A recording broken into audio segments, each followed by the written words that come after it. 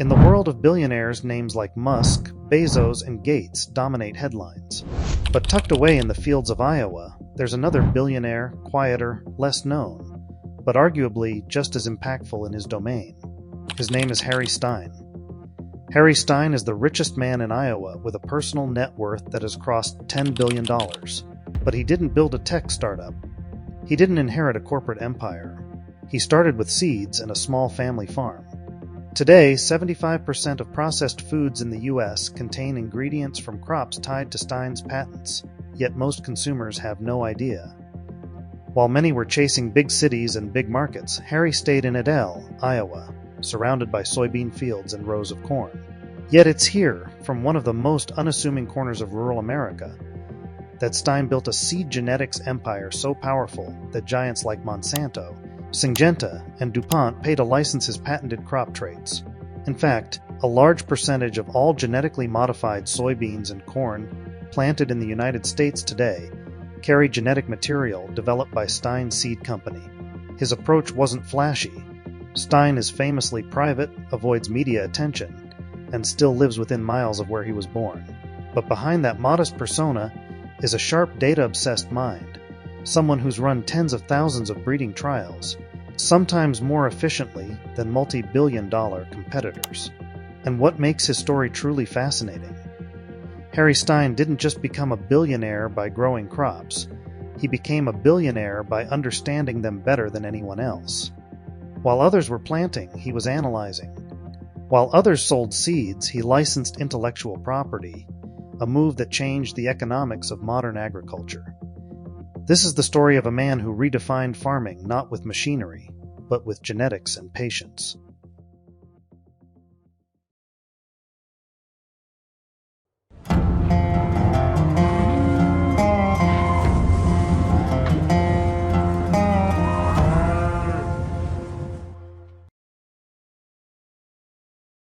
Harry Stine was born in 1941 in the quiet town of Adel, Iowa, a small rural community surrounded by cornfields and soybeans, where life followed the rhythm of the land. His childhood was shaped not by wealth or privilege, but by the humble, demanding work of family farming. His father, Bill Stine, was a seed cleaner, a job that involved removing impurities from harvested seeds, preparing them for planting or sale. It was technical, dusty work, and not the kind of job that attracted much attention. But to young Harry, it was a window into a hidden world. As he watched his father run machines that sorted and separated seeds, he began to notice that not all seeds were the same. Some looked stronger, some lighter, some oddly shaped. Harry was an unusual child. Diagnosed with dyslexia, he struggled with traditional schooling and reading. But while he may have been slower with textbooks, his memory was sharp, and his ability to understand systems and patterns was exceptional. But I even want to take you back a little bit further in your history. You're a man that's doing incredible things, one of the richest men in Iowa, very successful entrepreneur. We know all of that. But a lot of people don't know that you've been living with a bit of a disability your whole life. Can you talk a little bit about that? Well, I didn't realize it, but I'm both dyslexic and a bit autistic. And to make the story even better, boys are kind of slow. I started first grade when I was 4 years old. So a 4-year-old autistic, dyslexic boy. I couldn't spell cat at the end of the year. In a world where academic achievement often defines potential, Harry's talents emerged in quieter, less conventional ways. He spent countless hours in the fields, not just helping with chores, but studying plants. He'd notice how some soybean plants responded differently to rain, or how slight changes in soil affected growth. As Harry grew older, he attended Central Dallas High School, and later McPherson College in Kansas, but even as a college student, Harry wasn't chasing traditional paths. While others studied economics or law, Harry remained fixated on the land. After graduation, he didn't head to the city or seek out a corporate job. He went back to Adel, back to the farm, back to the seeds. It would turn out to be the most important decision of his life.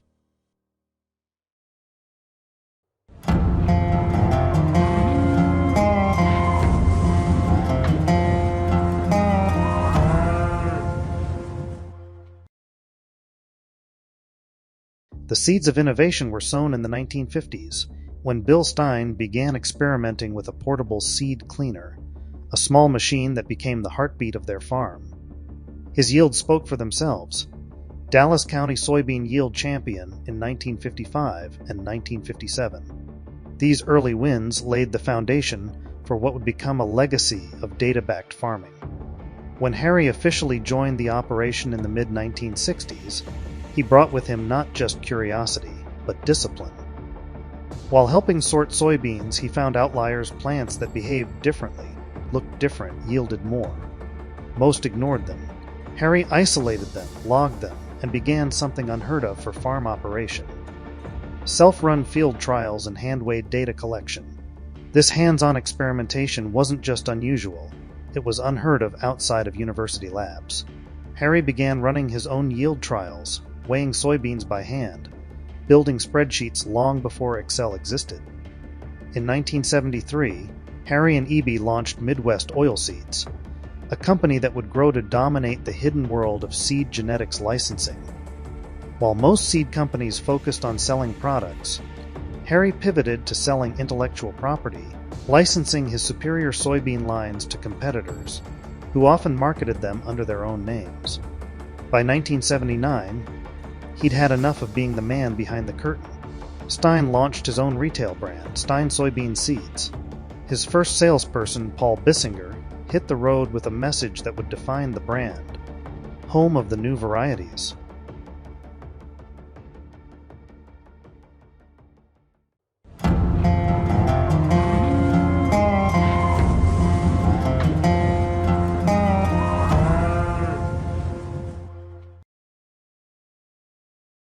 Harry Stine didn't just sell seeds, he quietly eliminated choice. By 1984, his soybean varieties had taken over the Midwest, not through advertisements or branding, but through performance and dominance. Then came his aggressive strategy. Within just 3 years, he acquired 9 regional seed companies. For many farmers, there were no alternatives left. It was Stine Seeds or nothing. In 1994, Harry Stine stunned the agriculture world when he became the first person in U.S. history to secure full genetic patents on soybean plants, Stine 1570 and Stine 2550. These patents didn't just cover seeds, they granted legal control over the entire plant, including the seed, pollen, and ovule. This meant even if a farmer unknowingly grew a patented plant, they could be in violation. Supporters claimed it was an innovation, but the truth was clear. Harry Stine now owned part of the genetic blueprint of America's food system. In 1997, Harry Stine made a move that caught many off guard. He signed a licensing agreement with Monsanto and Asgrow, allowing them to use his patented soybean traits. Monsanto, already notorious for lawsuits against farmers, now sold every bag of Roundup Ready seeds containing Stine's patented genetics. Well, in 1997, we did a major collaborative agreement with Monsanto at that time. It's Bayer today. And that was very important for us and a significant move. This deal meant that even if farmers were buying from Monsanto, Stine still got paid. They could no longer save seeds. Each year they had to buy new ones. Farming was no longer a symbol of independence. It had become a locked system. Farmers were now renting seeds like Netflix subscriptions, forced into annual payments without ownership. Through licensing deals with Monsanto and Bayer, nearly 67% of U.S. soybean genetics were flowing royalties back to Stine Seed. Now, Stine Seed, of course, based in Adel, Iowa here. What percentage of the soybean crop in the country do you think you have some hand in growing? Do you have any idea? Well, about 2/3 of the genetics in the United States we collect fees on.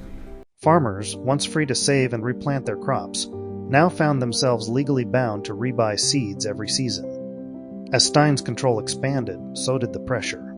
His company aggressively pursued farmers for patent infringement, even when GMO pollen accidentally drifted onto their fields.